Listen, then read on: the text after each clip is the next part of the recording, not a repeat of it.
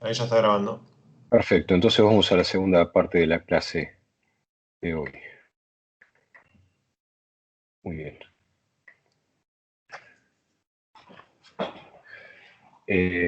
No voy a hacer este repaso porque esto es si Martín. arrancáramos un día distinto. Sí, decime. Decime. Sí, tengo una pregunta. Era porque en el seminario de partículas vimos algo como al momento de que queríamos cuantizar el campo de Gauge, vimos una especie de formalismo. No recuerdo bien ahora, pero era Gupta-Bloiler. Ah, sí. ¿Tiene algo que ver o hay una relación con BRCT y Gupta-Bloiler? Porque ambos como que tratan de fijar un gauge. Gupta-Bloiler es lo que viste seguramente es cuantización en términos de la cuantización canónica para el campo de Gauge. Sí, sí, Entonces sí. el problema que ocurre es que si uno no impone ninguna restricción sobre el vacío de electrodinámica, lo que te va a quedar es un doble problema. Por un lado, que va a haber propagación longitudinal, o sea que va a haber modos, viste que, a ver, rápidamente porque tenemos poco tiempo, pero ocurre lo siguiente, si uno hace cuantización del campo de Gauge, ¿no? El AMU, en la forma canónica, lo que vas a terminar escribiendo es que el AMU de X va a ser igual a la integral, ¿sí? Y bueno, vas a tener la medida de integración, suponete en el espacio de impulso, de dp dividido 2pi, y después vas a tener 1 sobre la raíz de 2, la edp, ¿no? Como antes, y después vas a tener dos sumas, una de los a sub p daga por las ondas planas, más los a p sin la daga por las ondas planas cambiadas de signo, ¿de acuerdo? Y a todo eso le falta el vector de polarización multiplicándolo. Se lo figuran, ¿no? No tengo cómo escribir ahora, pero se lo figuran. Es como si fuera el Sí, campo sí. escalar, pero de esos operadores que van a ser ahora A sub mu daga de P y A sub mu de P sin la daga, el mu puede tomar los índices 0, 1, 2 y 3. Supónganse que eligen la dirección de propagación del fotón, que sea la dirección 3. Bueno, si dejan así el campo, es decir, que si el campo actuando sobre el vacío de la teoría, de la teoría libre en ese caso, ¿no? Supónganse que toman electrodinámica, en lugar de electrodinámica toman el campo de Gauge propagándose libremente, ¿no? Para hacer un ejercicio mental. Y entonces toman un vacío. Entonces ustedes dicen, bueno, el operador, o sea, el campo AMU de Gauge, actuando sobre el estado de vacío, lo que me va a dar es un fotón, ¿sí? ¿Se acuerdan eso?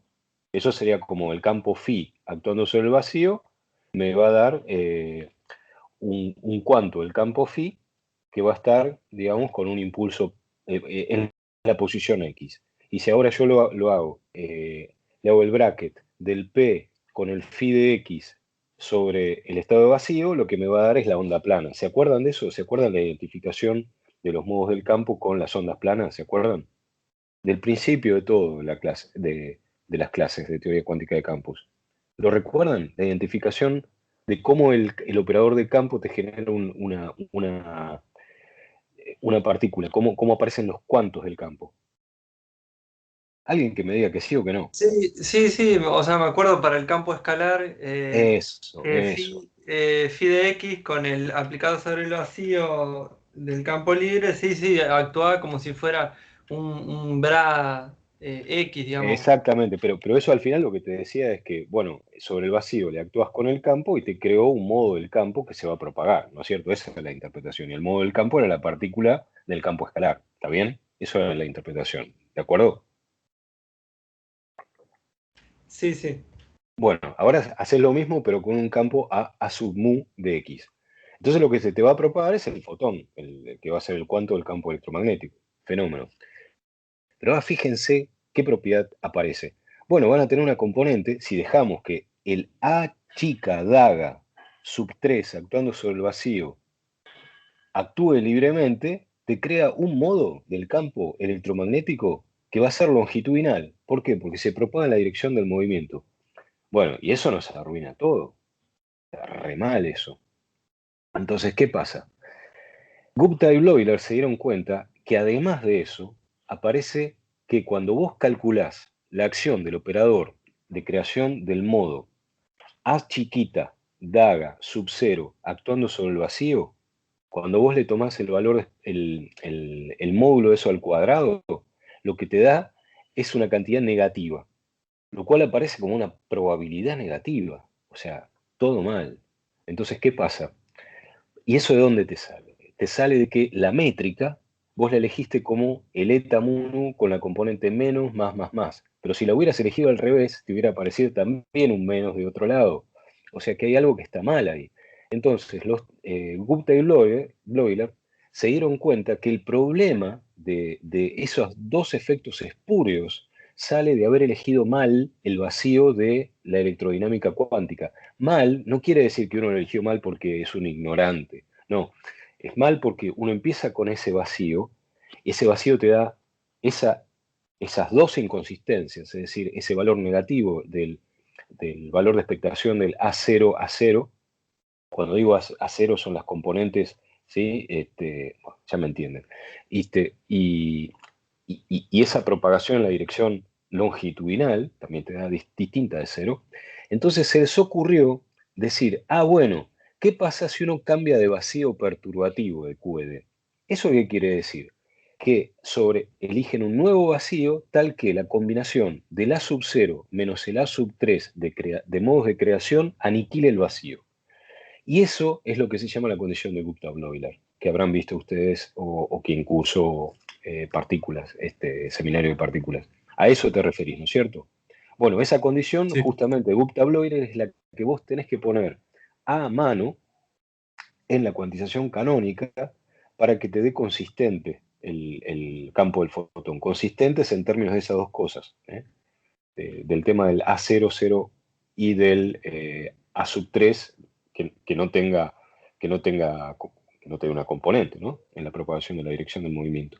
O sea que lo que nosotros sacamos ahora en una forma formal, con las identidades de Word, ¿no? Y todo esto, con este sistema que estuvimos implementando con la integral funcional, que es la propagación transversal y demás, tiene su correlato, como vos decías hace un rato, con la condición de Gupta-Bloiler. La diferencia es que acá en integral funcional salió naturalmente y en Gupta-Bloiler, en cuantización canónica, fue necesario imponerlo desde afuera y entonces eso te seleccionó el vacío correcto. ¿Sí? ¿Está bien? Porque vacío, ¿qué es claro. el estado de Bien. vacío? Es aquel que es aniquilado por los operadores de destrucción de los campos. Y vos dijiste, bueno, mis operadores de destrucción son el A sub 0, el A sub 1, el A sub 2 y el A sub 3. Actuando sobre el vacío lo eliminan. Pero después te encontraste que los de creación, él te creó el A sub 3, daga, te creó actuando sobre el vacío, un modo que se propaga mal, o sea, se propaga longitudinal. Entonces los tipos dicen, bueno, elijamos un vacío que cree partículas, pero que la combinación del A0 menos el A3 daga, de los dos lados, ¿no? Actuando sobre ese nuevo estado vacío te haga cero. Esa es la condición de Gustave-Lore. Pero bueno, de alguna manera es equivalente, porque al final lo que te da es una propagación consistente, ¿no? Como lo que veíamos acá. Está bien la pregunta. Bien. Está Gracias, Martín. respondida. No, y es importante Gupta-Bloider, ¿eh? Muy importante. Cuantización canónica es muy importante con esto también. Bueno, no voy a volver a contar todo esto, que es un breve repaso, como les decía, y vamos a directamente, todo esto es repaso. Y entonces ahora vamos a ir a la parte de renormalización de la teoría. Entonces en la renormalización de la teoría lo vamos a hacer con regularización dimensional, con lo cual esto es todo repaso de lo que ya hemos visto, porque estaba pensado como para hacer una clase de cero. Entonces vamos a arrancar de acá. Renormalización de la electrodinámica cuántica. Muy bien, perdónenme que voy a tener que ir un poquito rápido y que además nos vamos a exceder un poco en el tiempo hoy, pero bueno, así podemos terminar hoy.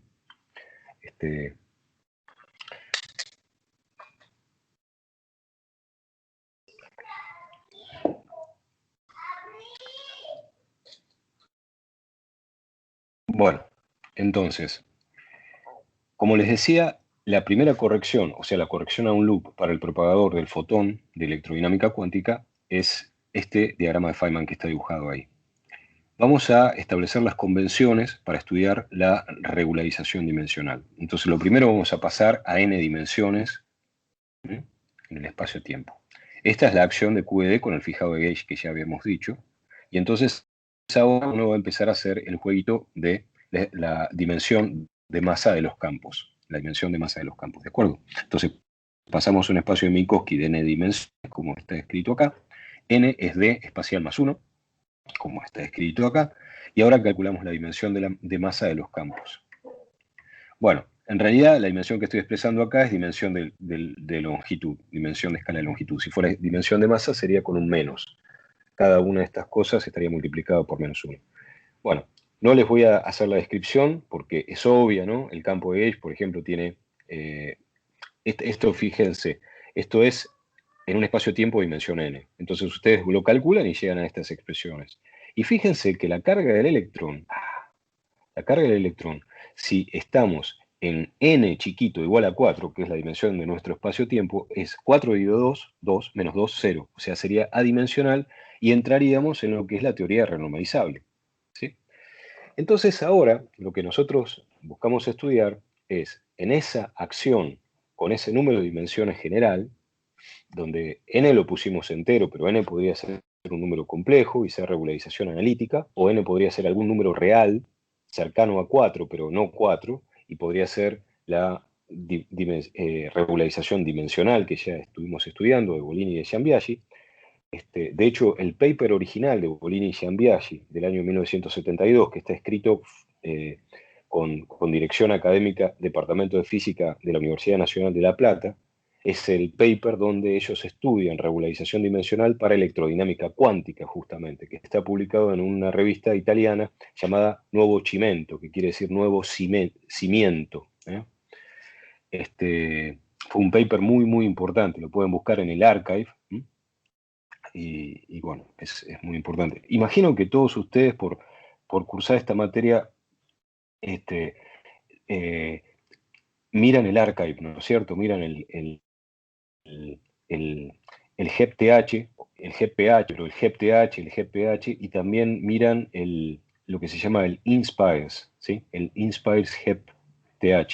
Si alguno tiene dudas de lo que es eso, me pregunta y después de la clase le digo, que es de donde nosotros básicamente leemos todos los papers diariamente. Bueno, en esas fuentes uno puede encontrar... yo tengo una duda de eso, si podés comentar después. Después acordate y pregúntame. Así Dale. ahora sigo con el hilo, ¿sí? Entonces, hay una cosa, que es esto. Vamos a ir con regularización dimensional, como les decía.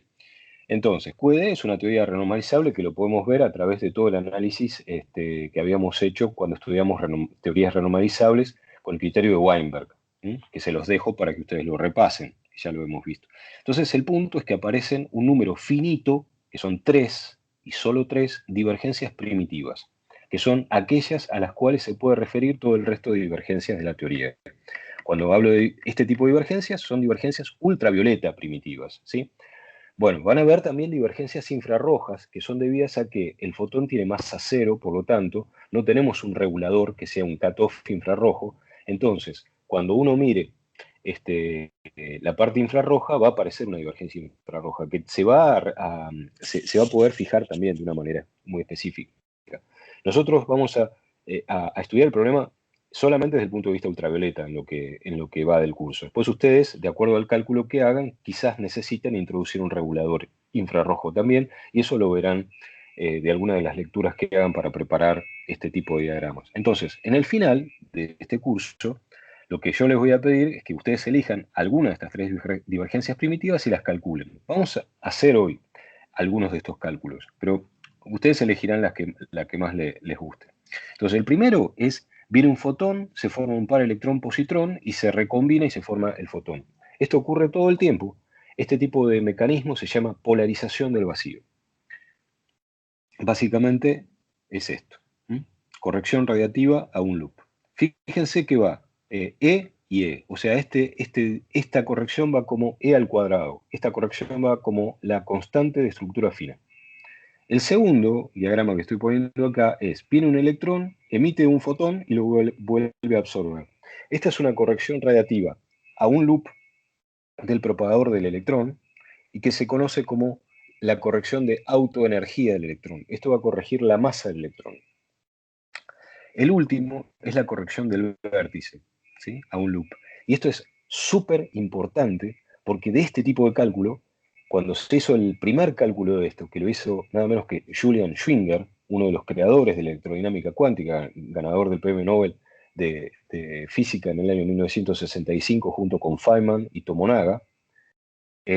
Bueno, Schwinger, previamente en el año, creo que fue 1952 o 54, había calculado el momento giromagnético del electrón a este orden y había encontrado ya los primeros decimales de corrección, ¿sí? a eso, que coincidían con los datos experimentales hasta el orden siguiente, digamos, ¿no?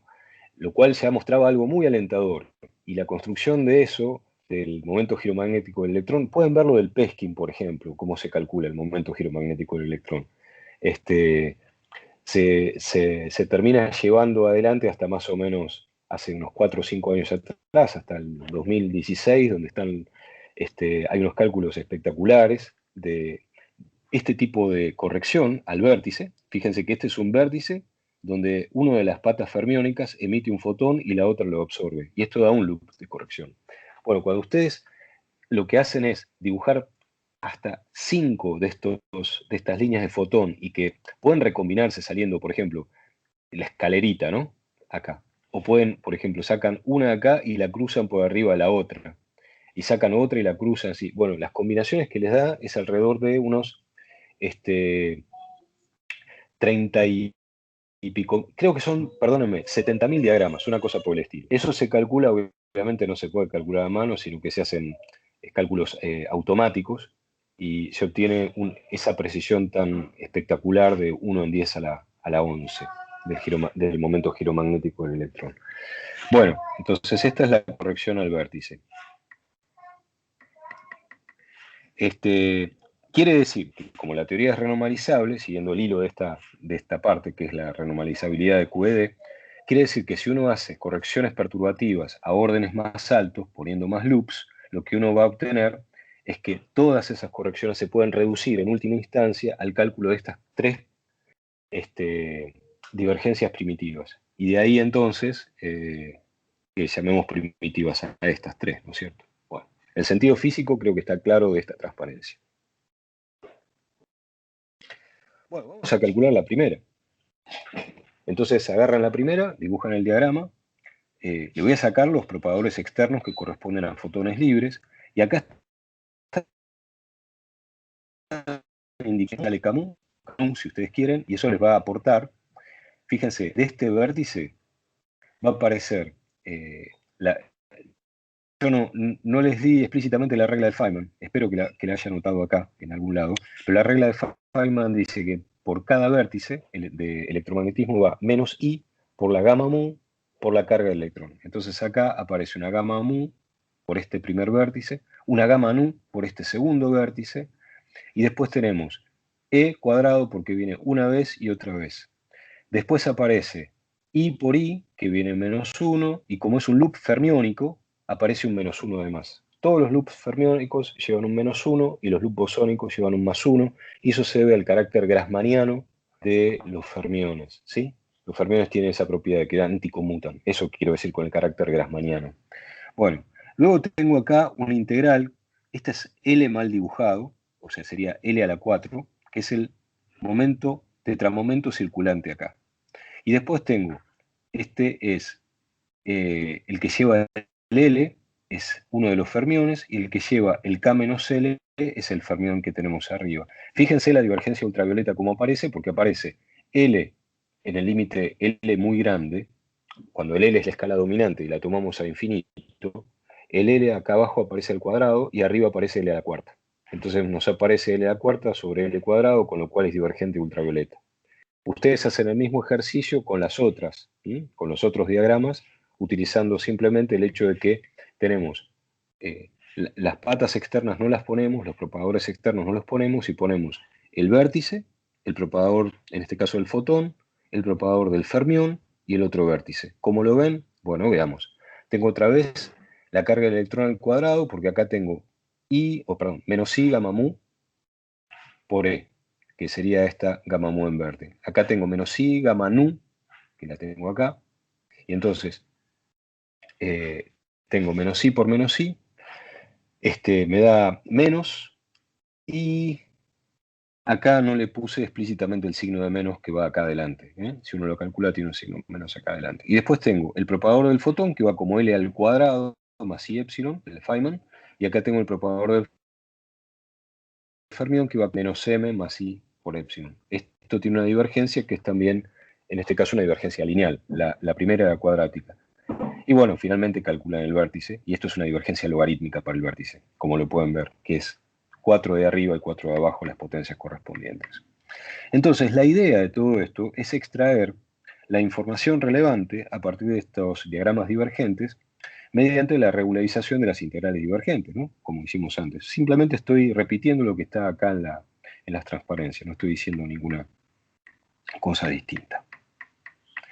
Entonces, la idea es, lo que vamos a hacer es la regularización de las integrales divergentes y después haciendo la renormalización de la teoría. La renormalización de la teoría va a requerir la introducción de contratérminos, ¿no? Como siempre. Muy bien.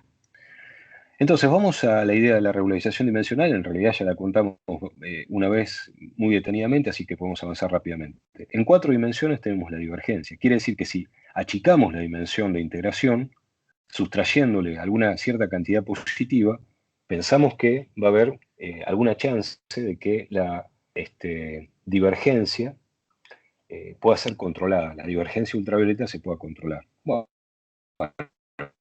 simplemente hacemos el análisis dimensional de la constante de acoplamiento, que sería la carga del electrón en 4 dimensiones, entonces nos queda de esta forma. Recordemos, el n lo vamos a parametrizar como 4 menos 2 epsilon, donde epsilon es una cantidad real positiva.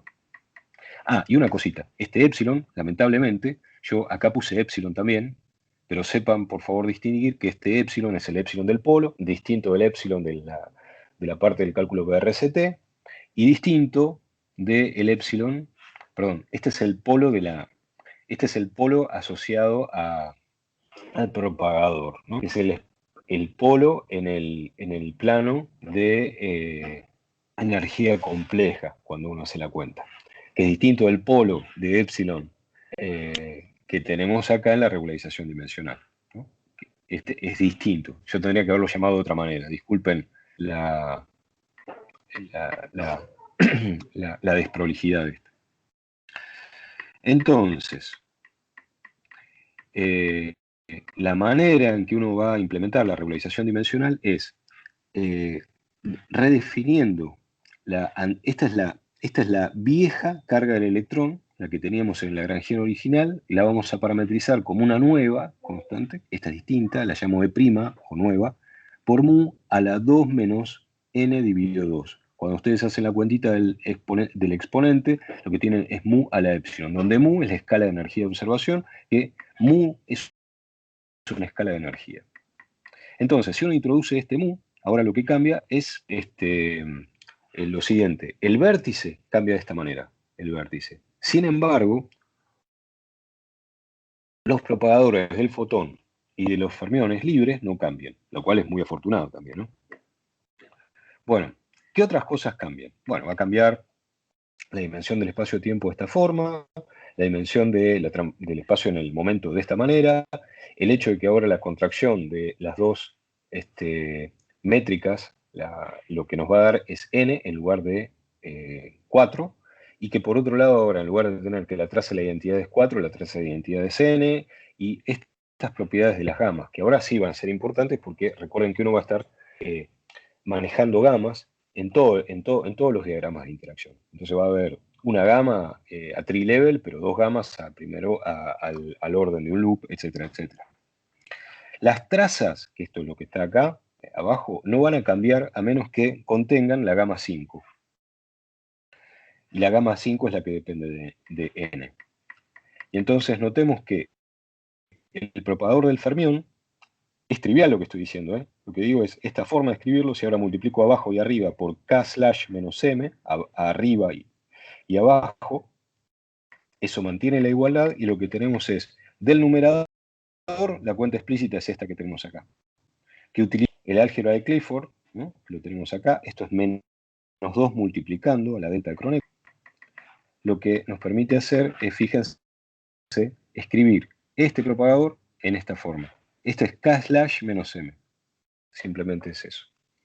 Lo que puse acá explícito es que es k cuadrado menos m cuadrado. Y entonces, ¿qué ganamos con esta cuenta? Y bueno, que las gamas que estaban en el divisor pasen al numerador. Gamas en el divisor no sabemos. Entonces lo que hacemos es este truco, que simplemente es una multiplicación trivial, para pasar las gamas al numerador. En eso consistió. Bueno, entonces vamos a hacer la primera cuenta. El diagrama de polarización de vacío, a un loop. Entonces a ese diagrama lo vamos a llamar I por el pi mun u, donde pi mun u es lo que llamamos el tensor de polarización de vacío. Cuando hablo del momento, en este caso P, en lugar de L, es el momento circulante en el loop. Entonces yo hago la integral del momento circulante en el loop. ¿Qué pasa? Voy a tener menos I por E por... Y acuérdense, menos I por E por mu a la epsilon, acá con una gama y acá con otra gama, pero lo mismo. O sea que esa cantidad me va al cuadrado. El menos se fue. Tengo la integral en el impulso circulante que es d de p a la dividido 2n. Entonces, tengo que hacer ahora la traza de los productos de los propagadores que correspondan. Entonces tengo una gama mu que viene del primer vértice de la izquierda. Después tengo el propagador del fermión que tiene que ver con la parte de abajo, de arriba. Es esto. Y ya vi en la transparencia previa que ese propagador lo tengo que escribir como algo que es de la forma I por k/-m dividido k cuadrado menos m cuadrado, con lo cual de ahí sale esta estructura, ¿eh? Fíjense, las gamas están todas arriba. Entonces tengo una gama acá, una gama, otra gama, k/p/ más m. Después tengo por el otro gamma mu, el gamma nu que viene de este vértice, y ahora lo que va a venir es el correspondiente propagador fermiónico del antifermión que viene acá. ¿Cómo digo que uno es un fermión y un antifermión? Bueno, si elegís la flecha del tiempo que vaya de tu izquierda a tu derecha, entonces el fermión lo elijo como el que tiene la flecha orientada igual que la flecha del tiempo y el antifermión al revés. Nuevamente, nada se propaga hacia el pasado, ¿no? Ya eso lo hemos discutido profusamente en una de las primeras clases, en clase 2, clase 3, no recuerdo cuándo fue. No hay nada de eso, ¿eh? ¿Sí? Es simplemente una convención eso. De una convención como usar las flechitas acá para no perderse en la orientación que uno tiene que poner si va con un más o con un menos el signo relativo entre el K y el P. Simplemente por eso. Bueno, uno tiene que hacer esta traza el producto de 4 gamas. ¿Cómo va a hacer esa traza? Usando lo que está acá arriba, lo que dijimos recién. Bueno, tengo que hacer el producto de todas estas gamas, hago todas estas gamas y le tomo la traza, ¿eh? Para eso están esas formulitas ahí. Entonces ahora, lo que vamos a hacer es lo siguiente. Este tensor de polarización de vacío, como sabemos que la propagación, ya lo vimos que va a ser transversal la propagación, entonces quiere decir que tenemos que poner el propagador transversal, acá está multiplicado por k cuadrado, pero fíjense que si extraigo k cuadrado de esta expresión, me queda justamente el propagador transversal, multiplicado por una función escalar del impulso. ¿Del impulso cuál? Del impulso físico, el impulso que se mete en el diagrama, ¿eh? O sea, K es el impulso que entra y el impulso que sale por conservación del impulso. El que no tiene que aparecer nunca es el circulante, que es el impulso del loop, y que es una forma de hacer la cuenta. ¿Qué cuenta? La amplitud de transición, con corrección radiativa de primer orden. Eso es lo que estamos haciendo. ¿Bien? Entonces, esto salió, como decimos acá arriba, de la identidad de Work que hicimos en la primera parte de la clase. Calculemos las dimensiones de este tensor de polarización de vacío. Va a ser n-2. Eso rápidamente de cómo nosotros lo armamos. Quiere decir entonces que debido a que este objeto está multiplicado por k cuadrado, bueno, viene acá, la dimensión correspondiente de ese objeto va a ser simplemente 0. Entonces ahora, es decir que no va a tener unidades ni de longitud ni de masa. Entonces vamos a calcular efectivamente el tensor de polarización de vacío, que es calcular el diagrama a un loop que pusimos acá. Bueno, entonces habíamos quedado en que nos quedaba el e cuadrado, después nos quedaba el mu a la 2 epsilon, nos quedaba este integral, bla, bla, bla, y habíamos hecho el producto de el i por el i, y entonces acá lo que tenemos es el menos correspondiente. Acá está la cuentita de cómo salen el menos. Tengo dos vértices, cada vértice aporta un i, entonces tengo un -1 que sale de ahí, después tengo dos propagadores de fermión y después tengo finalmente un menos adicional que tiene que ver con el hecho de que tenemos un loop. Ahora sobre las trazas. Estas ecuaciones que están acá nos dicen cómo van las trazas, cómo se calculan todas estas trazas. Quiere decir entonces que si miran el numerador y hacen la cuenta, les lleva un rato, la cuenta es esta línea acá en verde. Muy bien. Eso es el término del numerador. Ahora vamos al denominador. El denominador siempre es más problemático y uno utiliza la ventaja de las integrales que aprendimos a hacer en los parámetros de Feynman. ¿Se acuerdan? El 1 sobre el producto de los AES, donde los AES son ciertas funciones. Y eso lo habíamos aprendido nosotros a hacerla otra vez, así que lo voy a describir rapidísimo. Estamos en la situación esta, 1 sobre el producto de un propagador por el otro propagador, digamos, ¿no? El A1 por el A2. Esta es la fórmula integral en términos de los parámetros de Feynman, que son x1 y x2, que se mueven entre 0 y 1 cada uno. Muy bien. Bueno, si ahora uno le da la forma que tiene el A1 y el A2, leyéndolo de la expresión que teníamos en la página anterior, lo que nos quedan son estas dos expresiones en negro. Y bueno, acá no voy a ponerme a discutir cada paso, porque estos son cuentas que uno tiene que hacer individualmente, pero bueno, se los estoy mostrando. Y entonces, perdónenme. A ver dónde estamos, me estoy pasando. Vamos. Tenemos entonces, bueno, a ver, combinando todo esto, lo que tenemos es que este tensor de polarización de vacío, bueno, tiene toda esta estructura de la dependencia en la escala de energía de observación, sobre la discusión de los productos de los A1 y A2 que habíamos visto recién en términos de integrales de Feynman en el denominador. Bueno, uno tiene que empezar y hacer cuentas. No me voy a detener en eso, voy a tratar de avanzar rápido en eso y les pido a ustedes que lo hagan. Y entonces, a un punto, lo que vamos a tener es esta expresión que queda acá. ¿Qué es? El tensor de polarización del vacío, dependiente del impulso externo K, depende del cuadrado de la constante de acoplamiento. Depende de mu, la escala de energía de observación, a la 2 epsilon, donde este epsilon era, recuerden, 4 menos 2 epsilon, bueno, era como nosotros definíamos el n. N era 4 menos 2 epsilon. Después la integral entre 0 y 1 de uno de los parámetros de Feynman que nos queda remanente después de haber hecho la otra integral. Y después la integral en este momento p tilde, y el p tilde es un momento que uno lo obtiene haciendo simplemente un corrimiento. A ver si lo tenemos definido por acá. Aquí abajo debería estar. Espera.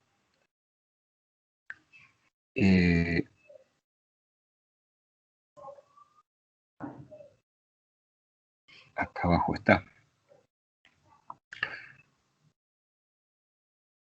Es este cambio que es completamente análogo al que hicimos cuando vimos la teoría lambda phi cuarta. ¿Se acuerdan que habíamos hecho un cambio de la variable de integración en el momento, en el tetramomento, ¿no? Que era del p a p tilde.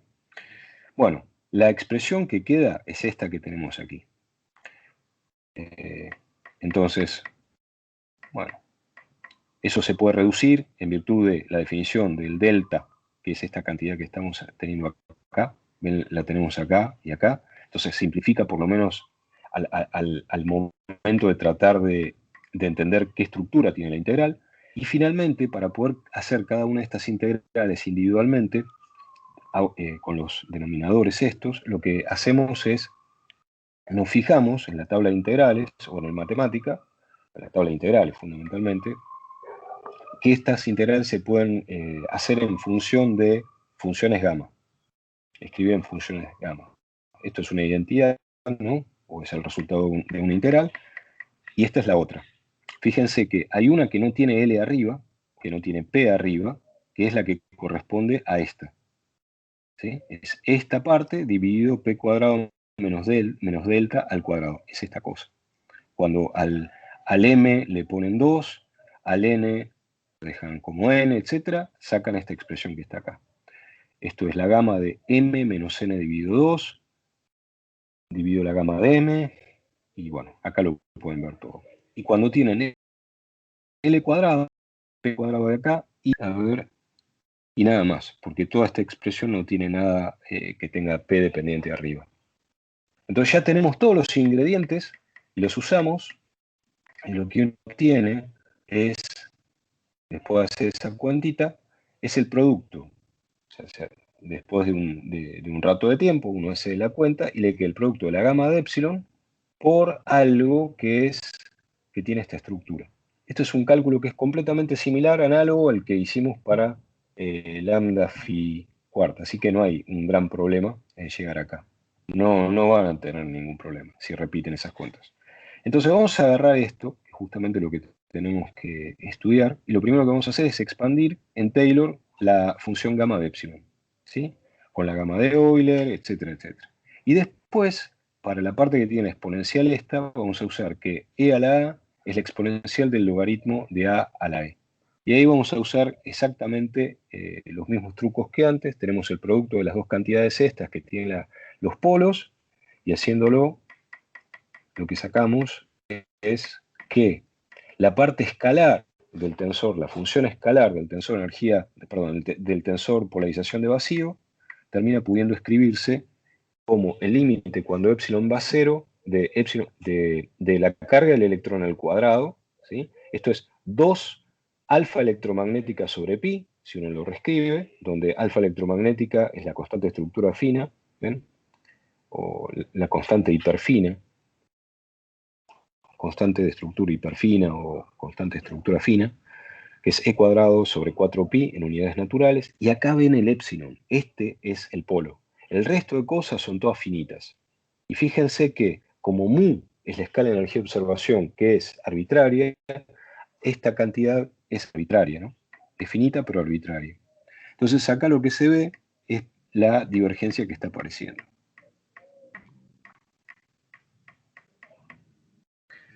Muy bien.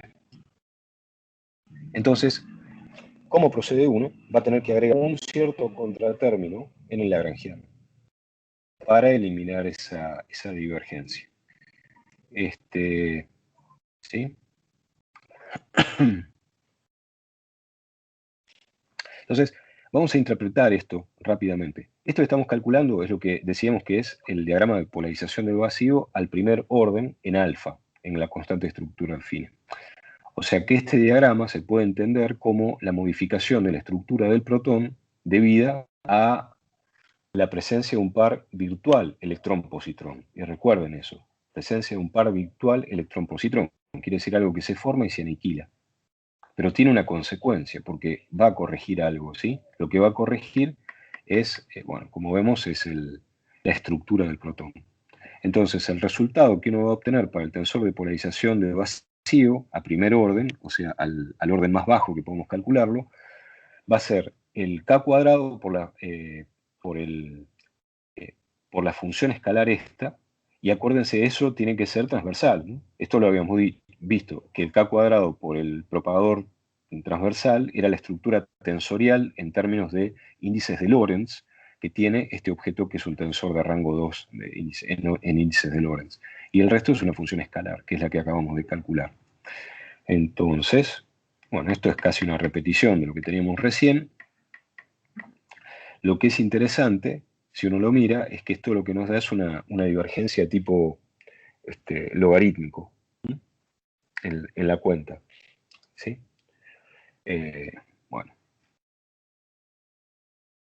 Entonces,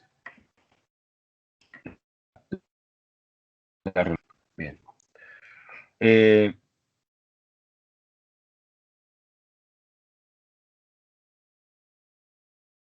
¿Qué vamos a hacer con esto?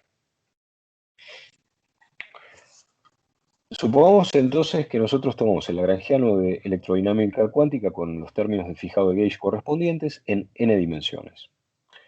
Bueno, de lo que nosotros ya vimos de cómo es el procedimiento de renormalización en lambda phi cuarta, podemos implementar un procedimiento completamente análogo, que consiste en lo siguiente. Vamos a reemplazar nuestro lagrangiano original, ¿sí?, con el lagrangiano renormalizado, como antes, ¿no es cierto? Entonces lo que tenemos es la aparición de ciertas funciones que los vamos a llamar las respectivas zetas. Z3 acompaña el término cinético del fotón, Z2 al término de interacción, al término cinético del fermión, Z1 al término de interacción. Y bueno, vamos a después tener otras zetas que van a acompañar, qué sé yo, a la parte de los ghosts, al término de masa del fermión. Bueno, todas estas cantidades que estamos llamando Z acá, son cantidades renormalizadas, ¿sí? Entonces veamos cómo funciona.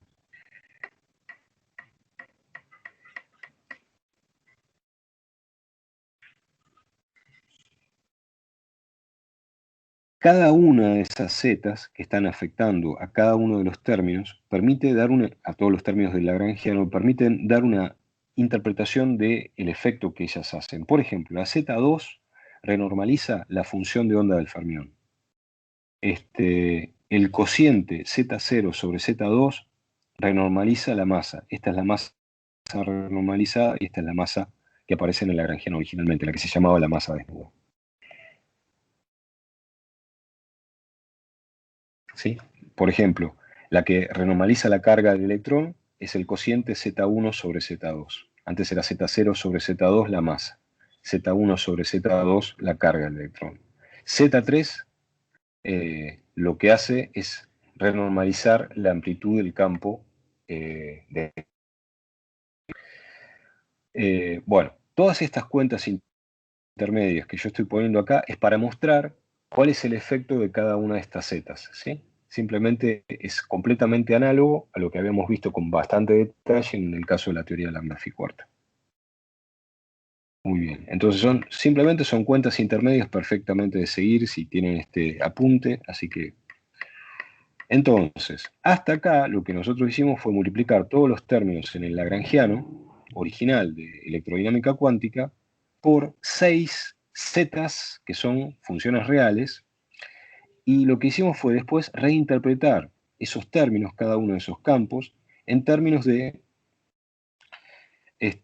cantidades que llamamos renormalizadas. Quiere decir que, y fíjense que acá viene lo importante de todo este procedimiento, nosotros estamos escondiendo la parte divergente, que viene justamente de los polos que estamos sacando, en este caso de regularización dimensional, las estamos escondiendo la parte divergente en las zetas, ¿sí? ¿Está bien?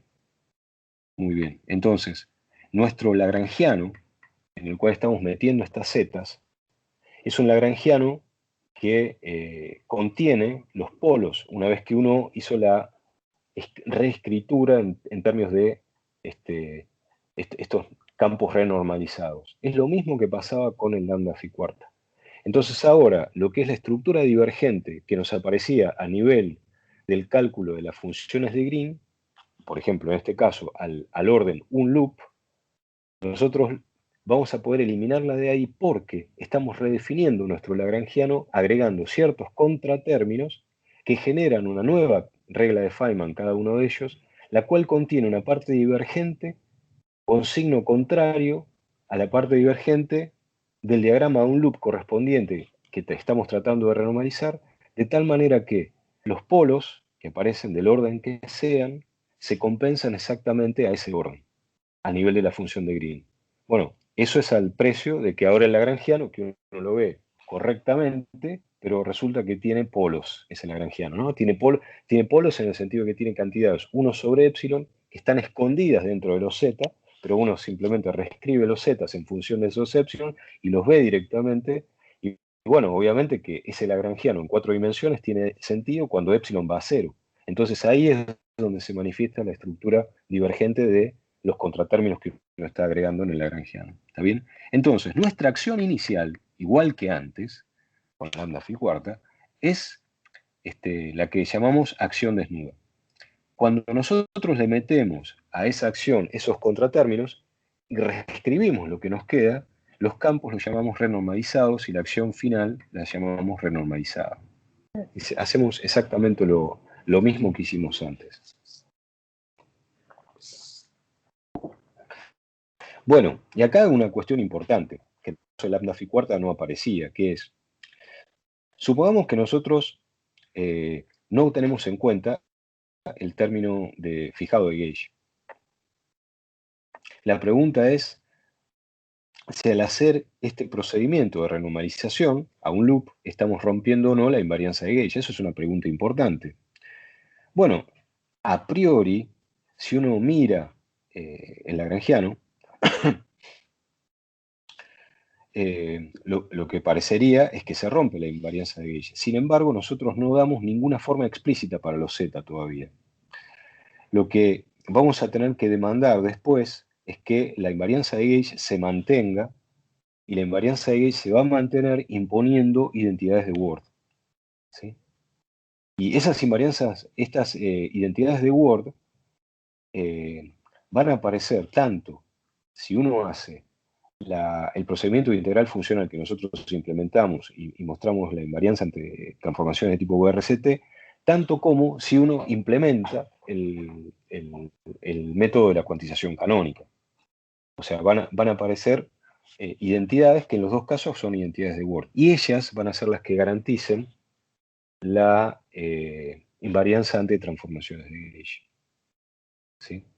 O sea que básicamente va a resultar que las relaciones que establecen las identidades de Word para las zetas van a implicar que las zetas, estas funciones que producen la renormalización, van a ser tales que la invarianza de gauge se restablece. Y eso es antes del fijado de gauge. A lo que me estoy refiriendo cuando decimos, suponiendo acá arriba que eliminamos el mu de mu, es antes de hacer ninguna cuenta de fijado de gauge. Si nosotros hiciéramos la renormalización de la teoría, ¿seguiría siendo invariante de gauge? ¿Por qué? Porque si vos pusiste esto rompe invarianza de gauge. Este término rompe invarianza de gauge en lagrangiano. Entonces, no tiene sentido hacer una discusión de invarianza de gauge o rotura de invarianza de gauge a un loop, por ejemplo, si uno está con este término, ¿no es cierto? Esto es una cosa importante por lo siguiente, porque fíjense que cómo está esto relacionado con lo que venimos discutiendo de la hora anterior. En la hora anterior llegamos a la conclusión que a todo orden, la corrección debida a la polarización de vacío o la corrección al propagador del fotón a todo orden, debido a que satisface una identidad de Word determinada, que ya la vimos, seguía siempre manteniéndose eso transversal. Eso implica siempre propagación transversal. Eso implica que obviamente no adquiere masa. Y si no adquiere masa es invariante de gauge. ¿Está bien? Ahora lo que estamos diciendo es, bueno, agarremos el lagrangiano, hagamos una cuenta más simple, pero explícita. Hagámoslo a primer orden, la cosa esta. Y entonces ahora nosotros vamos a hacer el cálculo a primer orden. Vemos que el tensor de polarización de vacío es transversal, como lo acabamos de ver, pero nos preguntamos, tenemos que primeramente hacerla para eliminar justamente el polo que acabamos de obtener. O sea, lo que vimos nosotros hasta ahora es a primer orden, es decir, a un loop, el tensor de polarización de vacío es transversal, pero es transversal la estructura, el propagador transversal, multiplicando una función que tiene una serie de partes finitas y algo que va como un polo. Para eliminar ese polo, uno tuvo que haber hecho lo siguiente. Se fabricó un contratérmino en lagrangiano que contiene el polo, deriva una nueva regla de Feynman, eso le da algo para sumarle a ese diagrama divergente que le cancela justamente el polo. Pero esta nueva regla de Feynman me tiene que garantizar que no introduce ninguna estructura que lo saque del carácter transversal, es decir, que toda la cosa tiene que seguir siendo proporcional al proyector transversal. Bueno, ¿qué es lo que garantiza esto? Es esto que estamos diciendo acá, que al final va a haber una relación entre las funciones z. Ahora, esa relación entre las funciones z son las identidades de Word, y esas identidades de Word son justamente las mismas de las que nosotros estuvimos hablando todo el tiempo antes. O sea, lo que quiere decir esto es que orden por orden, que ustedes vayan haciendo la renormalización de la teoría, cuando se calcule el propagador del fotón a cualquier número de correcciones radiativas, ese objeto va siempre paso a paso, orden a orden, va a seguir siendo siempre transversal.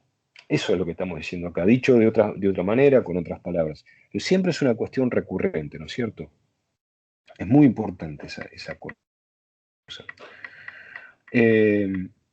Entonces, ahora la pregunta es, ¿qué pasa cuando fijemos el gauge, ¿no? Cuando fijemos el gauge tenemos que exponenciar el argumento de la delta que fijaba el gauge, entonces, ¿qué pasa con este término? Bueno, lo primero es que lo que es interesante sobre esto es que, aunque reciba correcciones radiativas o correcciones cuánticas, todos los elementos de matriz son invariantes de gauge, ¿sí? ¿Sí? Entonces nosotros podemos directamente setear o poner la Z3, que es lo que renormaliza la función de onda del fotón, a 1. Y entonces acá se nos termina la discusión en términos de la invarianza de gauge. Bueno, ¿qué pasa con los ghosts? Los ghosts, y bueno, son los más buenos de todos al final, porque como no están en interacción con nadie, los tipos no renormalizan, porque no tienen correcciones radiativas, no tienen ningún acoplamiento. Entonces la Z de ghost, es decir, una de las zetas, también la podemos poner a 1. Entonces ya tenemos dos zetas puestas a 1.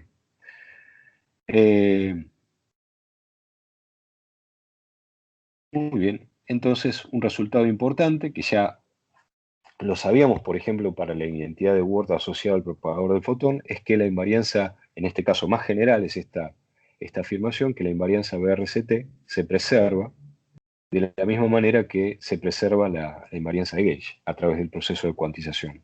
Muy bien. Entonces ahora uno podría preguntarse, por la cuenta explícita que habíamos hecho en la primera mitad de la clase de hoy, del propagador del fotón. Es decir, una vez que, ¿se acuerdan de la cuenta que nosotros habíamos hecho? Arrancábamos de los términos que era la parte libre de la contribución del fotón a los términos de la acción, que tenía la parte del F1, menos un cuarto de F1, y después tenía el término fijado de gauge. Bueno, si ahora le metemos toda la parte de, lo cambiamos esto por los campos renormalizados, con las zetas, etc. Nosotros deberíamos repetir todos los pasos que habíamos hecho antes para calcular el propagador y ver lo que nos saca. Entonces, uno repite todas las cuentas. No vale la pena que las repita porque ya las contamos, con todas las mismas propiedades que antes, todo lo mismo que antes. Un segundito. Y bueno, básicamente las modificaciones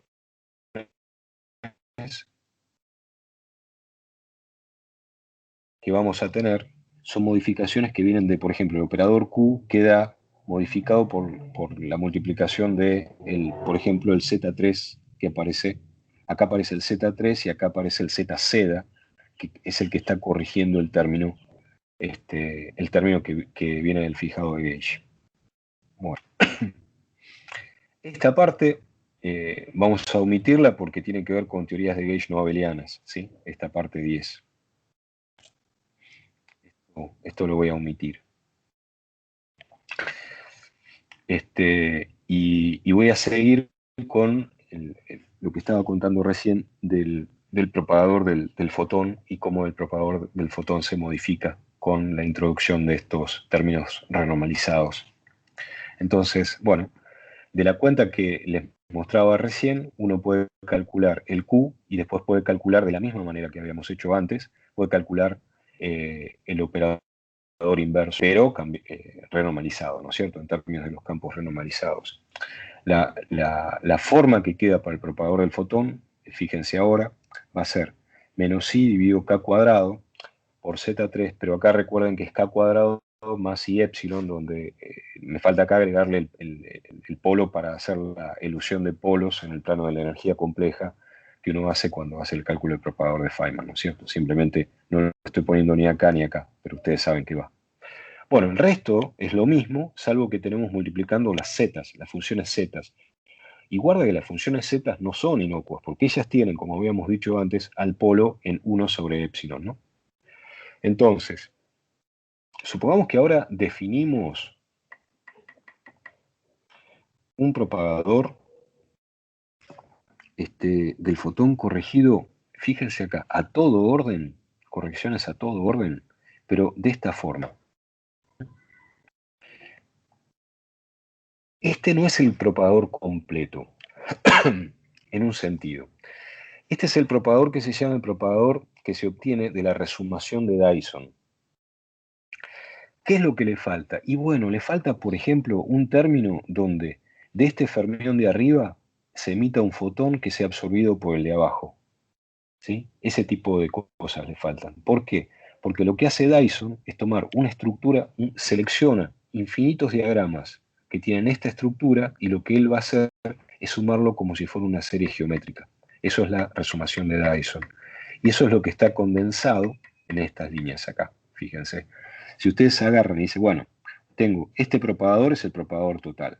Y ese propagador total lo tomo como el propagador que tengo acá, que es el propagador libre. Ahora tengo propagador libre por este sería un D0 acá. Acá tengo el tensor de polarización de vacío a un loop. Acá tengo el otro propagador libre, D0. Acá tengo un propagador libre, polarización de vacío, propagador libre, polarización de vacío, propagador libre. Y así sucesivamente. Si ustedes ven esto con cuidado, se pueden convencer que esto es una serie geométrica en un sentido similar al que esta expansión es una serie geométrica, ¿sí? Es obvio, ¿no? Entonces, la fórmula final de la resumación, que se elabora utilizando esta identidad, la fórmula final de la resumación, bueno, acá está un poco más explícito, haciendo algunas simplificaciones. La fórmula final va a quedar como esto que está acá, esta línea en rojo. ¿Sí?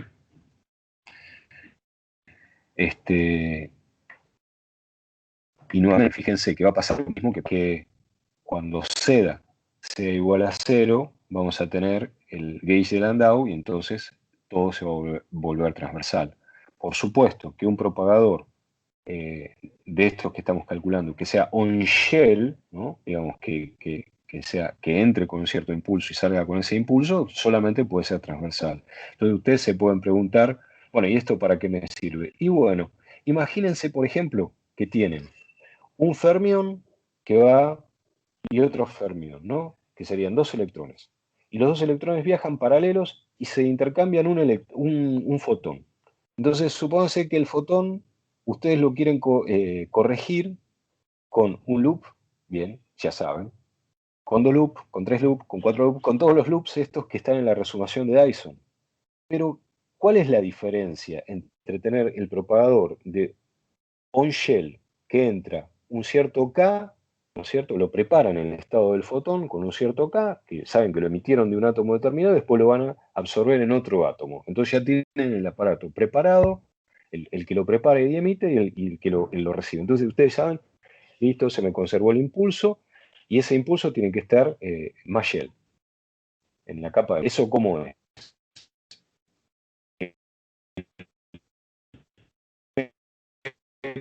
Tenemos una propagación transversal. Fenómeno. Perfecto.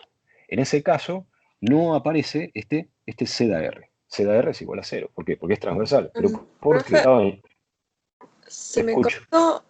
cortó como los últimos 30 segundos. No sé si podés repetir. ¿Desde dónde? Lo Entonces, último. Sí. sí, cuando empezaste a explicar que, bueno, el impulso debe estar más allá de ahí.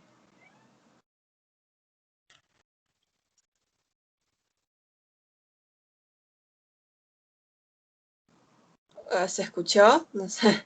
O se me cortó a mí. Uy, se corta. Bueno, creo que soy yo igual. Salgo y vuelvo a entrar. No, no, no, a mí también se me está cortando, ¿eh? Ah, ok. Ah, qué raro. A ver, ahí te Acá escuchamos. hay una señal. El profe no se escucha. ¿No se escucha bien? Bueno, No, hagamos una cosa, cortamos y volvemos a llamar. dale. Dale. Dale. Bueno, vamos a cortar y volver a llamar. Un segundo.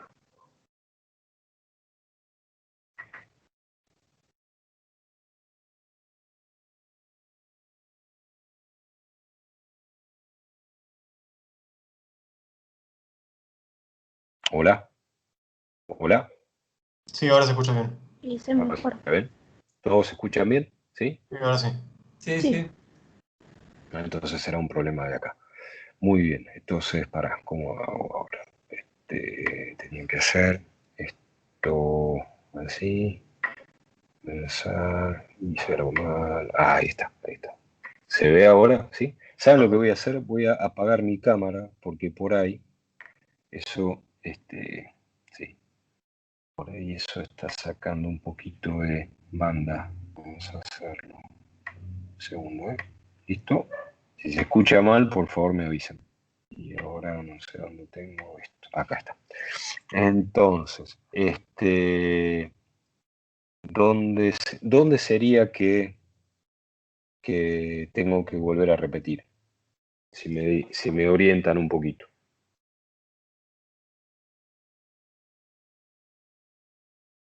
Mariana, vos me preguntaste. No se escucha nada. No, ¿Hola?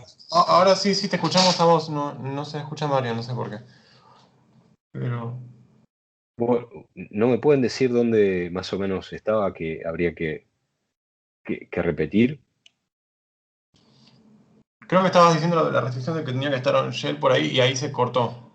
Ahí se cortó. Bueno, entonces, si ustedes miran este propagador acá en rojo, yo lo que les decía es, bueno, tenés una parte que es la parte transversal y una parte longitudinal. Y de golpe, nuevamente, ¿cómo es que tenés una parte longitudinal? Y bueno, la parte longitudinal funciona así. Uno puede poner el seda cualquier valor, ¿no? A priori. Si es algo que es off-shell, si está fuera de la capa de masa, es decir, si uno dice la pata externa, las patas externas de mi propagador de fotón, no las mido.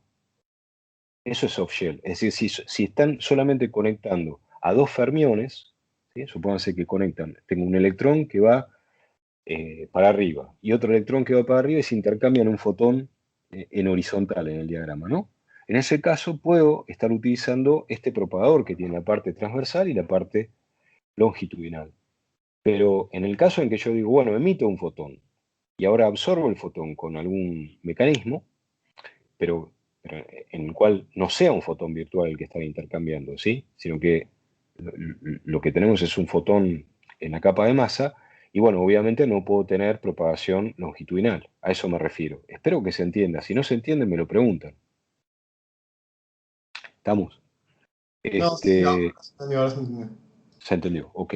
O sea, lo que tienen que tener en mente es, dibújense mentalmente dos líneas paralelas que son los electrones. Va un electrón para arriba, desde abajo hacia arriba, de abajo hacia arriba. La línea de tiempo va de abajo hacia arriba. Y entonces, en algún momento, uno emite un fotón al otro, y a ese fotón me refiero, que ese fotón es virtual y puede tener una componente longitudinal.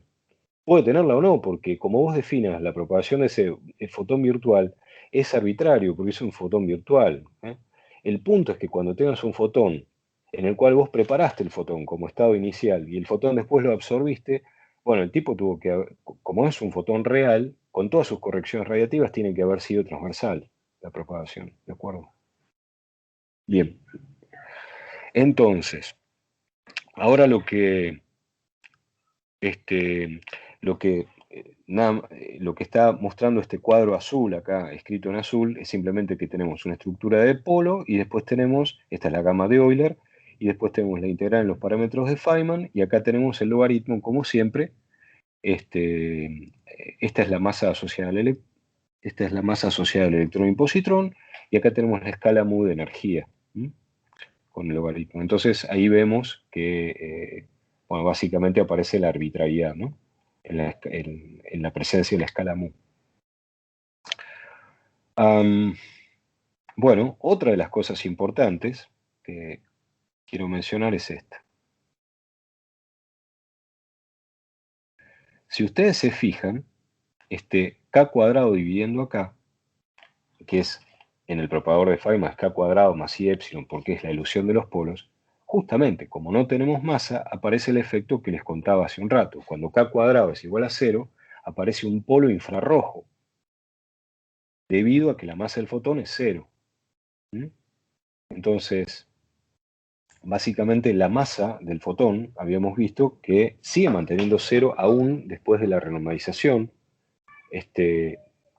¿Por qué? Porque lo que podemos mostrar es que a todo orden, a todo loops, ¿no?, se sigue manteniendo 0 la masa del fotón. ¿Por qué? Porque tiene propagación transversal, etc. Y además, bueno, cualquier mecanismo de renormalización ultravioleta, la renormalización, acuérdense que atañe a las divergencias ultravioletas. No nos cambia el carácter nulo de la masa, el carácter massless del fotón. Entonces, bueno, ahí va a haber evidentemente una divergencia infrarroja que uno va a tener que tratarla. La forma de tratar esa divergencia infrarroja es agregándole una pequeña masa al fotón cuando es necesario pasar a través de ese cálculo, y uno la va a remover al final del cálculo. Bueno, esto que estamos mostrando en esta transparencia es simplemente que hay distintos esquemas. Luego que uno hace, por ejemplo, la regularización dimensional, la parte finita, ¿no es cierto?, la parte dependiente de mu de la escala que habíamos puesto recién, que es esta parte, al final la parte finita arbitraria uno la fija con determinadas prescripciones de renormalización, y básicamente eso afecta a cómo van quedando las formas explícitas de las funciones que llamamos zetas, ¿sí? Y esto básicamente, todo lo que tengo en esta transparencia tiene que ver con eso.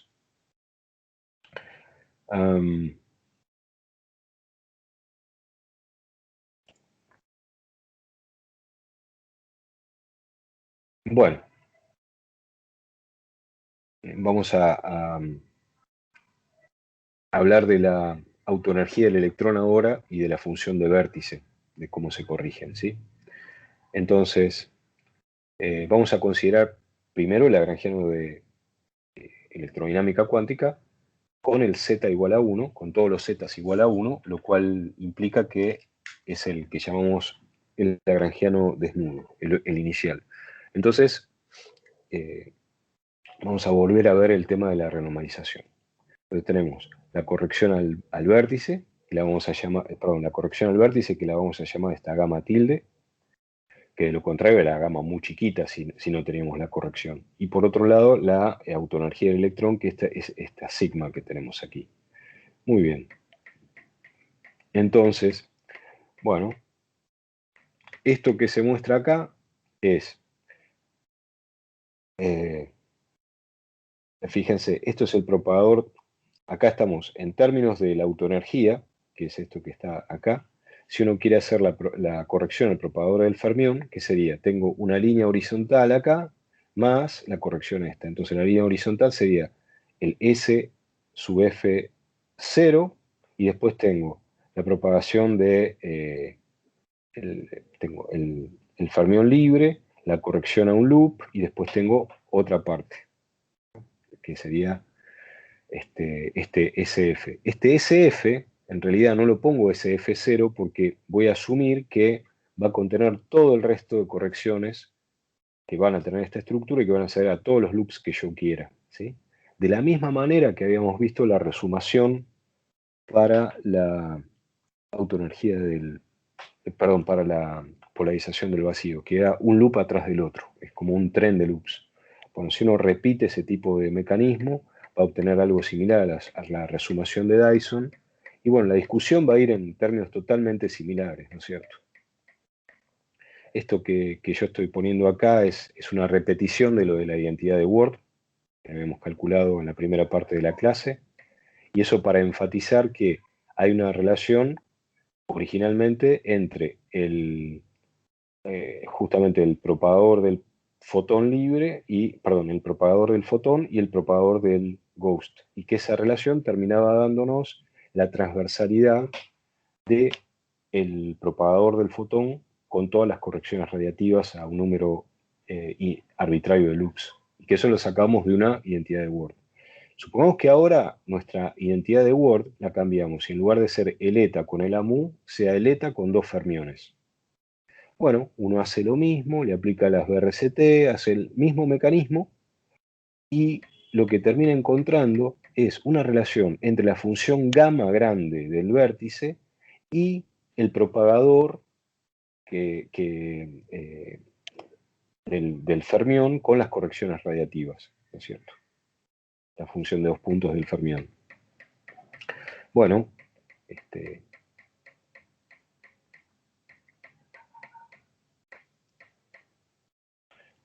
acá es la cuenta explícita de eso. La cuenta explícita está contada detalladamente. Bueno, acá en las transparencias, si ustedes siguen la cuenta, la pueden seguir, básicamente. No vale la pena que yo diga cada término lo que es, porque está explícito. Y está detallada cada una de estas pasos intermedios en el artículo de Hamilton y Witter.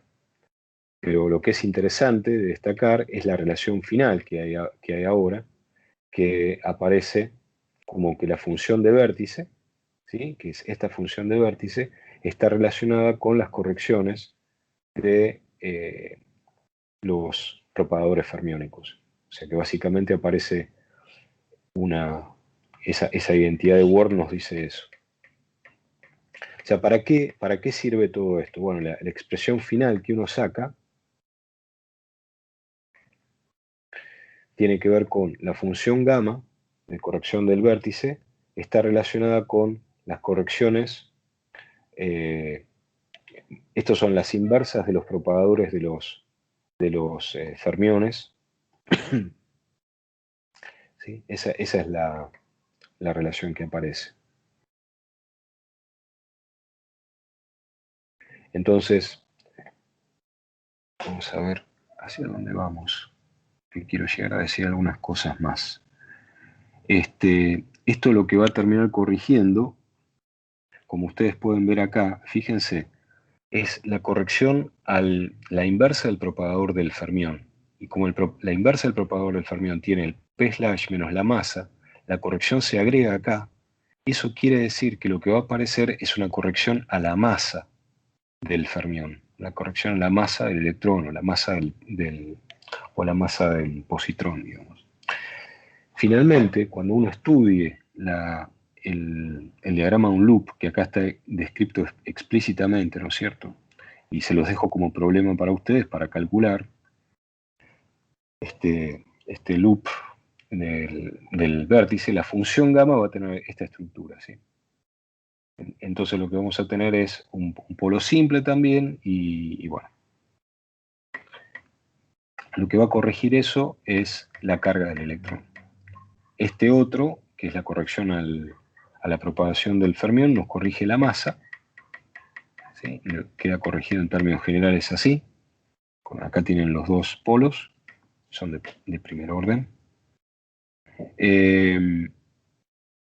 Bueno, acá hay un conjunto de cuentas intermedias que a lo que nos terminan llevando es que uno lo que tiene es una corrección de la masa del fermión, que está dada por todas estas funciones. Permítanme avanzar un poco rápido porque es contar las mismas cuentas que uno conoce y lo pueden leer tranquilamente de todo esto. Y lo que me interesa es hacer resumencito de la renormalización que está acá. Estamos usando regularización dimensional, ¿no es cierto? Estoy cambiando momentáneamente la notación porque estoy considerando Peskin y Schroeder ahora. Entonces la idea es, pasamos del lagrangiano original al lagrangiano renormalizado y le agregamos los contratérminos, ¿no es cierto? Entonces eso implica un rescaleo de los campos y bueno, la aparición de los polos en 1 sobre epsilon. Después especificamos el esquema de renormalización, las condiciones de renormalización, y eso define básicamente la física, ¿no es cierto? Y finalmente calculamos los diagramas de Feynman correspondientes, y al final eso nos permite calcular las correcciones radiativas a la propagación del fermión, que nos corrige la masa, a la propagación del electrón o positrón, que nos corrige la masa, el tensor de polarización de vacío, ¿sí? Y la corrección al vértice. Bueno, la estructura de todas esas correcciones está definida en estos cálculos, no los voy a repetir, son una infinidad de cosas. Para hacer todas estas cosas uno necesita utilizar la regla de Feynman. La regla de Feynman originalmente de nuestro lagrangiano desnudo son estas. Entonces tenemos el lagrangiano desnudo, el renormalizado y los contratérminos, y entonces los contratérminos que van a aparecer, que son aquellos que necesitamos para corregir, es decir, cancelar las divergencias que son polos al primer orden, en la renormalización son este primer término, que lo vamos a poner así, que lleva esta delta. Esta delta 3 que estoy poniendo acá, lo que tiene es una estructura divergente, va a tener un polo. Después tenemos otro que está escrito en términos de una delta 2 y una delta m, que esto va a ser justamente un contratérmino que va a compensar las divergencias ultravioletas de la propagación del fermión. Y finalmente un delta 1 acá, que también va a ser una corrección ultravioleta. Estas son todas correcciones ultravioletas, y este va a ser el contratérmino para el caso del vértice. Bueno, una vez que uno tiene todo eso, lo que tiene es que fijar, como dice acá, las partes finitas. Y para fijar las partes finitas empleamos, bueno, la condición on-shell sobre la masa del fermión, la condición on-shell sobre la masa del fotón, la derivada para la masa del fermión igualada a 0, o sea, la derivada para el propagador del fermión. Fíjense que el primero fija la masa. Este conjunto lo que hace es fijar los residuos. Esto fija la masa del electrón, ¿no? La masa física del electrón, el primero. El segundo fija los residuos, básicamente, o sea, básicamente lo que hace es fijar lo que serían las funciones de onda. Fíjense, dos condiciones y dos condiciones, porque estos no son independientes, ¿no es cierto? La parte de función de onda del phi y el phi barra, la parte de la amplitud, ¿no es cierto?, es la misma. Y entonces lo que tenemos es dos condiciones, acá hay dos condiciones y acá tenemos básicamente dos cantidades independientes a fijar, que son la amplitud de la mu y la amplitud del phi, y la del phi barra, que es la misma cosa. Y finalmente este otro, que es la corrección al vértice, fija ni más ni menos que la carga eléctrica. Y ahora, mu, la escala de energía de observación, entra a través de las ecuaciones del tipo de Calan-Simanzik, ¿sí? Que son las ecuaciones del grupo de renormalización. Bueno, básicamente esto es lo que yo les decía antes, que tenían un electrón hacia arriba, otro electrón hacia arriba, acá intercambia un fotón, que no tiene ninguna corrección. Acá mete un fotón que tiene una corrección a un loop. Entonces acá aparece una divergencia ya. ¿Y cómo se corrige esa divergencia? Bueno, para este tipo de proceso tengo que sumarle un diagrama de Feynman que tenga el mismo propagador abajo, que corresponde a la propagación de un fotón virtual que va entre un vértice y el otro. Y arriba, este es el contratérmino que me va a cancelar el polo de acá, simplemente, ¿no? ¿Está bien?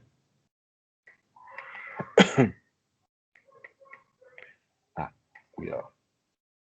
O sea que la divergencia en este primer diagrama, que llamo 1, la corrige el contratérmino.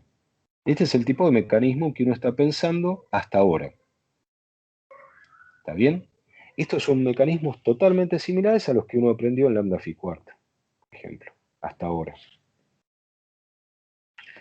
Ahora lo que voy a contar son cosas que también uno eventualmente podría haber discutido en lambda phi cuarta, pero elegí no discutirlas, digamos, convencionalmente no se discuten, que es otro tipo de divergencia, muy, muy especial ultravioleta también que aparece. Pero fíjese que cuando dos luz distintos, dos lazos distintos, comparten un mismo propagador, la cosa se vuelve más difícil. ¿Sí? ¿Por qué? Pues fíjense ahora lo que va a pasar. Acá teníamos simplemente, ya sabemos cómo regularizar la integral divergente y cómo renormalizar a este orden agregando el contratérmino. Listo, esto ya está discutido. Pero supónganse que tienen un fermión que se va propagando, sale un fotón y se absorbe. Pero antes de que sea absorbido, se emite otro fotón que se vuelve a absorber. Hay un propagador interno que está compartido acá. Entonces la pregunta es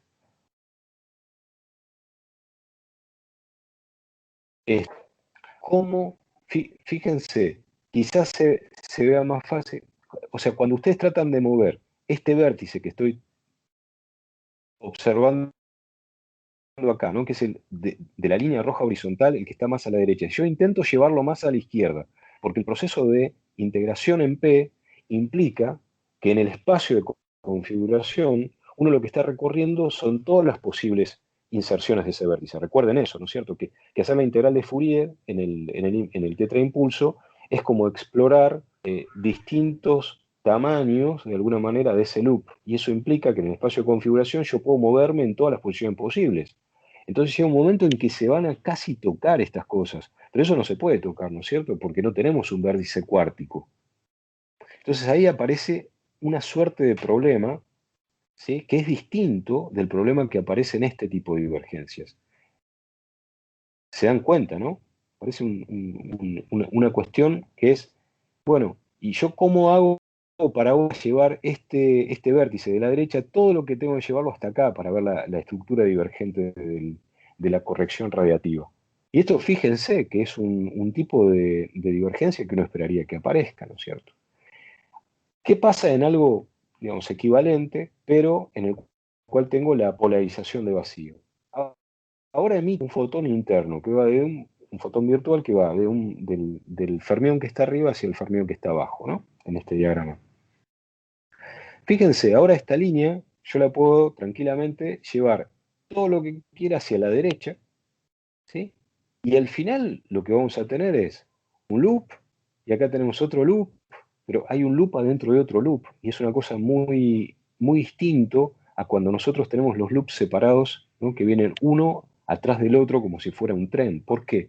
Porque justamente uno de esos loops tiene el problema de que cómo yo lo achico todo lo que quiero, ¿no es cierto? Supónganse que el loop que acá está pintado de azul, ¿sí? Yo lo achico todo lo que quiero.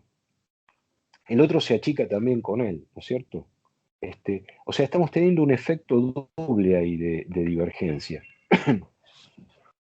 Esto se ve, si ustedes quieren un poco más de manifiesto, tengo el mismo diagramita dibujado, y entonces dice, una contribución de estos diagramas viene de un valor grande del K2. ¿Quién es K2? K2 es este, ¿no? El que estoy dividiendo el impulso circulante en el que entra por esta rama y el que sale. K1 lo pongo del lado de la rama derecha y K2 del lado de la rama izquierda.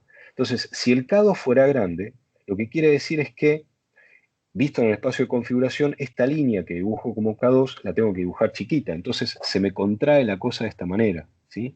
O sea que aparece como embebido o inmerso, sería la palabra en castellano, ¿no? Inmerso. Este tipo de divergencia, que corresponde a este dibujito, eso aparece inmerso dentro de otra estructura de loop, ¿no? Entonces el tipo de divergencia que va a haber ahí es un poco distinta, bueno, bastante distinta, que la que estamos contando antes, ¿no es cierto? Eso va a requerir el estudio de otro tipo de contratérminos, ¿sí? O sea, el quedarse confiado que no va a requerir cambiar de estructura de contratérminos en el sentido de que los operadores van a ser los mismos que en la Lagrangiana original, pero sí va a tener otra estructura de divergencia, ¿sí? de los términos. Esto nosotros no lo estamos estudiando con ningún detalle, sino simplemente estoy comentando que aparece este tipo de problemas en una teoría tan realista como electrodinámica cuántica, y que son problemas a tener en cuenta, ¿no es cierto? Eso lo pueden ver un poco del Peskin y Schwer, y acá hay un comentario que yo no hice cuando vimos lambda phi cuarta, que es que la teoría lambda phi cuarta, digamos, la renormalización de la teoría, que la teoría es renormalizable, la habían probado hace mucho tiempo, en el contexto de lambda phi cuarta, pero en el contexto de la electrodinámica cuántica hay un teorema que es el teorema que se llama BPHZ, por estas personas, Bogolyubov, Parasiuk, Kep y Zimmerman, así que Hep, perdón, no Kep, Hep y Zimmerman, esta es una H, que fueron quienes probaron que electrodinámica cuántica es efectivamente una teoría renormalizable a todo orden, o sea, el teorema que muestra eso. O sea, básicamente es un proceso realmente complicado probar la renormalizabilidad de la teoría, porque nosotros lo único que hicimos es, fíjense, implementar la receta de renormalización, el procedimiento de renormalización de la teoría, como regularizando la integral divergente, agregando contratérmino a una orden, derivando el diagrama de Feynman correspondiente, viendo la cancelación del polo y calculando a ese orden la función de Green finita con una prescripción de regularización que tiene que ver con la física del problema. Bien, pasamos al otro orden, tenemos que calcular la función de Green, da una divergencia nueva, agregamos un contratérmino nuevo lagrangiano, eso deriva una regla de Feynman nueva que anula el polo adicional, lo que nos da es finito, pero con una parte que nuevamente es arbitraria, esa parte arbitraria la fijamos con una prescripción de regularización, y eso ad infinitum, ¿no? En principio. Bueno, ahora, todo eso funciona asumiendo que la teoría es renormalizable, ¿sí? Y nosotros lo único que hicimos previamente, en un contexto un poco analítico, y digo un poco deliberadamente, por lo siguiente, lo que hicimos fue dar una clasificación en teorías renormalizables, superrenormalizables y no renormalizables. Eso lo hicimos en términos de el estudio del grado de divergencia superficial, propuesto por Weinberg. Ahora, en ningún momento nosotros dimos ninguna prueba de que lambda phi cuarta, ni menos electrodinámica cuántica, sea efectivamente renormalizable. Lo que dijimos es, ese es el criterio, asumimos que es renormalizable y entonces procedemos a renormalizarla. Bueno, la prueba de la renormalizabilidad, de la renormalización de QED fue hecha por estas personas, Bogolyubov, Parasiuk, Hep y Sibby, que es una cosa importante y compleja. ¿Qué más respecto de esto habría que tener en cuenta? Y bueno, acabamos de decir justamente lo de las ecuaciones del grupo de renormalización, y ahí aparecen las ecuaciones de Calan y Szymanczyk, ¿sí? Que ya habíamos visto. Y acá está todo, o sea, es para seguir, está todo muy claro, que básicamente tiene nuevamente la función de Green, que no depende de la escala de energía de observación y de n puntos externos, y entonces uno elabora, construye de la misma manera que para lambda phi cuarta las llamadas ecuaciones del grupo de renormalización. Entonces saca una función beta que me da el running, o sea, cómo es función de la escala de energía de observación la constante de acoplamiento. Y acá la constante de acoplamiento es lo que llamamos la carga del electrón. Bueno, y es súper interesante el resultado que uno obtiene, y esto es muy físico, y vale la pena tenerlo en cuenta. es lo siguiente. Si uno calcula a un loop la carga del electrón al cuadrado, se encuentra con esta formulita que está acá. Este punto es la carga del electrón renormalizada, que lo podemos elegir como a impulso 0. Eso correspondería a ser un experimento similar al de Coulomb, donde uno pone un electrón y otro electrón estáticos y ve qué fuerza se hace uno contra el otro.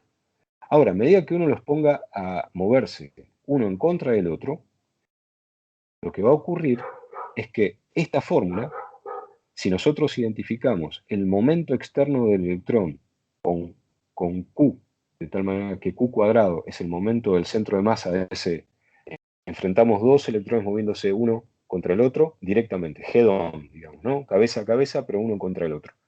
A un impulso relativo que sea, o el polo cuadrado sea Q cuadrado. Todo nos queda en función de una escala de energía de observación, básicamente. Entonces, esta cantidad, de alguna manera, uno la va a tener en cuenta. Bueno, ¿qué va a significar eso? Que cuando uno integra la ecuación beta, ¿no? que es esta ecuación que sale de las ecuaciones de Kalanick-Simancic, se va a encontrar con esta expresión. Fíjense una constante que es a muy baja energía, que es el valor de Coulomb, digamos, del 1/137 para si ustedes dividen por 4pi la carga del electrón, les queda 1/137 este valor perturbativo, y después, si ustedes hacen la cuenta que está acá, lo que encuentran es que empieza a subir esta función. Sube, sube, sube, sube, sube.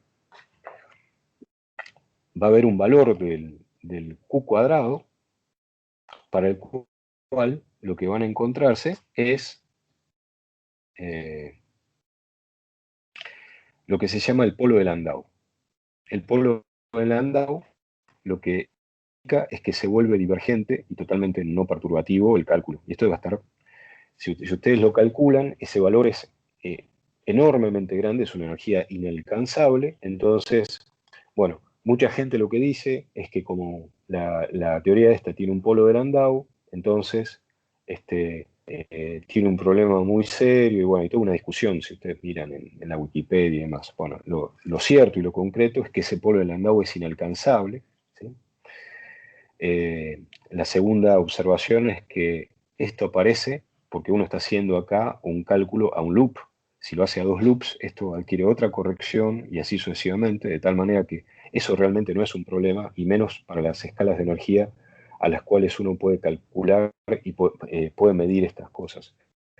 El otro punto que tiene que ver con la física es que la energía del polo de Landau es tan alta que antes de alcanzar esa energía, la física, por más que ustedes estén hablando de electrones, positrones y fotones, se convierte en una física de escala tan microscópica que ya aparecen otros jugadores que son justamente las interacciones débiles.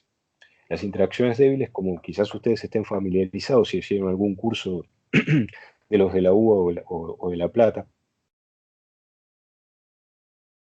están relacionadas con el electromagnetismo a través de lo que se llama el modelo estándar de interacciones fundamentales. Entonces, ya aparecen otros efectos que compensan eso que sería el polo de Landau si uno calculara a un loop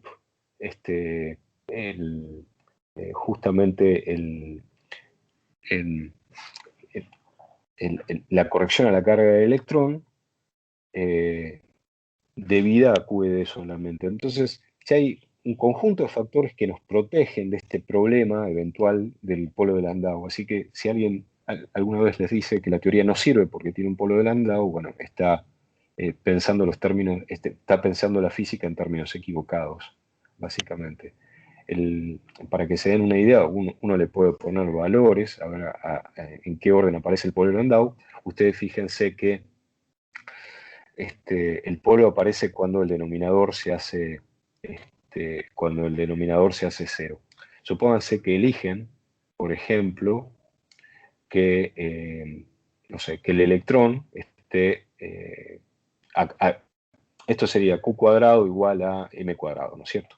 Bueno, supónganse que ponen eso y calculan el mu cuadrado que corresponde a eso. Entonces lo que tienen que hacer es la exponencial, si ustedes calculan eso, es la exponencial de que sería, bueno, queda un valor enorme. Es la exponencial de este numerito, ¿no es cierto? 2pi por 137. Eso sería el polo de Landau.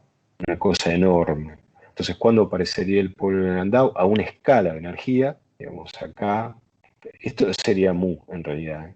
Yo puse Q cuadrado es acá. Acá es mu. Acá el horizontal es mu. Sería a un valor de mu tan grande que en realidad es inalcanzable desde el punto de vista experimental, ¿no es cierto? ¿Está bien? Entonces, bueno, no vamos a obtener eso. ¿Por qué? Porque el mu es un valor de una escala experimental, acá, una escala de energía de observación. El Q cuadrado, uno lo que hace, o sea, acá les puse E de Q o E de Q cuadrado, si no quiere, pero es E de mu lo que quiero poner ahí. Bueno, depende cómo uno interprete la ecuación, pero es eso. Ahora, yo les dije que aparece este efecto en el cual la constante de acoplamiento del electrón aumenta. ¿A qué se debe eso? Bueno, justamente al hecho de que tenemos polarización del vacío. ¿Cómo está funcionando la polarización del vacío? Si ustedes tienen un electrón en el vacío, automáticamente, por lo que vimos hace un rato, se forman, hay fluctuaciones del campo eléctrico y fluctuaciones del campo, fluctuaciones del campo eléctrico del electrón, en realidad, fluctuaciones del campo del electrón y fluctuaciones del campo del fotón. Esas fluctuaciones están acompañadas de fluctuaciones del vacío. ¿Qué son esas fluctuaciones del vacío? Bueno, la aparición, por ejemplo, burbujas de vacío que contienen pares electrón-positrón, que están dibujadas de esta manera acá, y que están orientados de acuerdo al hecho de que el electrón tiene carga negativa, entonces si se te forma espontáneamente un par electrón-positrón, tiene esta orientación, y se forma otro también. Esto es una nube que lo que está haciendo es apantallando la carga de este electrón, como si fuera Van der Waals, ¿no? En moléculas. Entonces, cuando viene otro electrón que esté por acá, por ejemplo, lo que van a ver cada electrón van a ser las nubes de los otros, si los electrones están estáticos. Entonces, cuando ustedes miden la carga correspondiente al 1 sobre 137 en la constante de estructura fina, quiere decir que están en Coulomb, entonces lo que ve un electrón del otro es la nube del otro. Pero si los ponen a moverse uno en contra del otro, a medida que se muevan más rápido, cada electrón va a poder entrar dentro de la nube del otro electrón. Entonces, a un punto, no van a verse las nubes completas, van a empezar a ver nubes en forma parcial. Por lo tanto, se van a repeler con una carga efectiva distinta. Y esa carga efectiva, obviamente, va a aumentar a medida que aumente la velocidad con la cual se muevan en forma relativa. ¿Por qué? Porque si aumento la velocidad, lo que puedo evitar es la repulsión justamente de estos pares que se me están formando en cada una de estas capas de cebolla, de pares virtuales, electrón-positrón. De tal manera que si aumento y aumento y aumento, en un momento lo que voy a ver es la carga desnuda. Teóricamente esa carga desnuda, cuando se ven, es lo que uno hubiera esperado si hace el cálculo de un loop de ese polo que estaba mostrando antes, que efectivamente no va a ocurrir en ese sentido, no va a ocurrir eso así. Es un artefacto de la cuenta que uno está haciendo. ¿Por qué? Porque va a haber ciertos mecanismos de física que van a producir un cutoff ahí, digamos, van a producir o sea, nosotros si aumentamos la energía, lo que tenemos que tener en cuenta es aumentar el orden en teoría de perturbaciones en el cual estamos calculando esto. Por lo tanto, vamos a tener una serie de modificaciones al cálculo que estábamos mostrando antes. Bueno, pero con esto, este mecanismo, digamos, de polarización de vacío es un mecanismo muy físico, muy, muy importante. Bueno, hay otras cosas acá que tienen que ver con, bueno, la línea que tenemos en azul es el electrón, por ejemplo, y que emite fotones, etc. Y la línea más gruesa está indicando, por ejemplo, un protón, por ejemplo, una partícula más pesada, ¿no es cierto?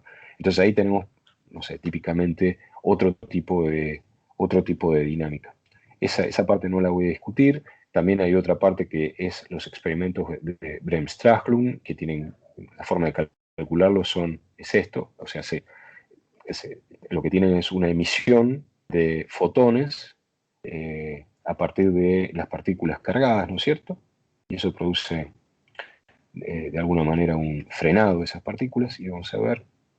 Bueno, y con esto terminamos. Al final, discúlpenme que tuve que hablar muy rápido, pero todo este material está contenido, esta última parte en el Peskin y Schwer, y lo anterior estaba en las notas estas de Hamilton y Witter, con lo cual tienen todo el material, más todo lo que explicamos con bastante detenimiento durante las otras clases, tienen todo el material necesario como para estudiar estas partes, ¿no es cierto? Así que bueno, espero que les sea útil. Si quieren dejar de grabar, Chito.